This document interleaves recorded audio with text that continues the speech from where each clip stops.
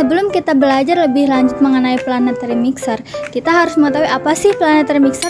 Jadi planetary mixer adalah alat pencampuran yang dapat menciptakan kombinasi rotasi dan revolusi yang menghasilkan pencampuran lebih efektif dibandingkan mixer biasa. Nah, planetary mixer itu banyak digunakan dalam industri kimia karena kemampuannya untuk mencampur bahan dengan viskositas tinggi.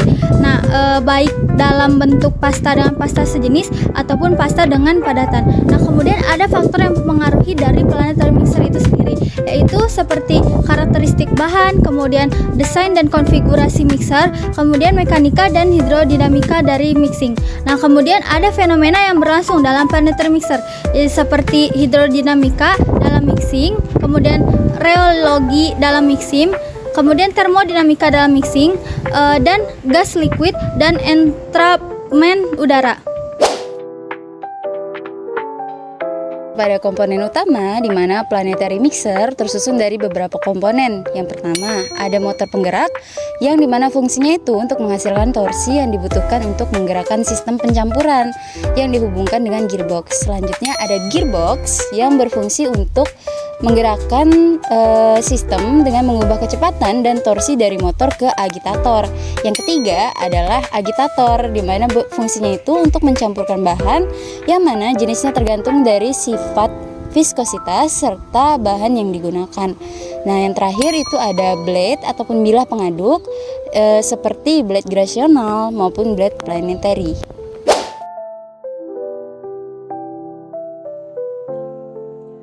Nah, adapun prinsip kerja dari planetary mixer didasarkan pada gerakan kombinasi rotasi dan revolusi dari pisau pencampuran yang menciptakan sirkulasi radial, tangensial, dan vertikal untuk mencapai pencampuran yang homogen. Adapun langkah yang pertama yaitu pilih beater sesuai jenis bahan, lalu masukkan bahan ke dalam bowl mixer.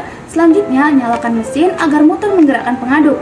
Beater berputar pada porosnya dan menggiling bowl untuk pencampuran yang merata. Kecepatan diatur sesuai kebutuhan dan durasi pencampuran disesuaikan dengan jenis bahan. Setelah selesai, pastikan mesin mati dan turunkan bowl dan keluarkan adonan untuk diproses untuk lebih lanjut. Berikut contoh soal yang tertera pada video berikut ini. Nah, diketahui daya tampung bahannya sebesar 1 meter kubik, diameter mixernya 1,5 meter dengan jumlah bilah pencampurnya sebanyak 3, dan jari-jari girasionalnya 0,6 meter, sedangkan untuk planetary 0,3 meter, dengan kecepatan girasional 16,2 rpm dan planetarinya 57,9 rpm. Massa partikelnya diketahui 2400 kg dengan koefisien gesek antar partikel 0,3 dan koefisien gesek dinding 0,2. Dengan waktu pencampuran yang diharapkan 30 detik, maka kita akan menentukan kecepatan linear bilah pencampur untuk memastikan efisiensi, dan yang kedua gaya kontak antar partikelnya, serta berapakah efisiensi pencampurannya menggunakan indeks Lacey setelah 30 detik pencampuran.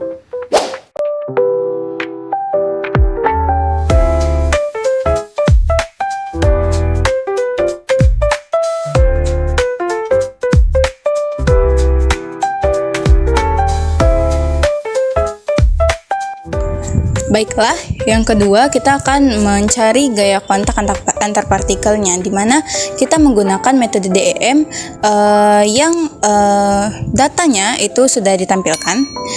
Nah, dari data properties itu kita dapatkan hasil untuk gaya kontak antar partikelnya sebesar 665 Newton, di mana gaya ini cukup besar untuk mempertahankan kohesi campurannya.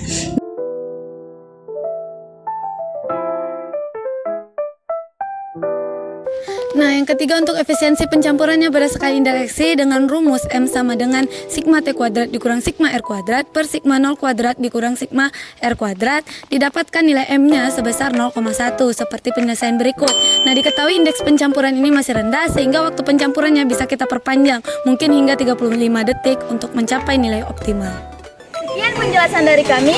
Jangan lupa like, comment, share, and subscribe. See you!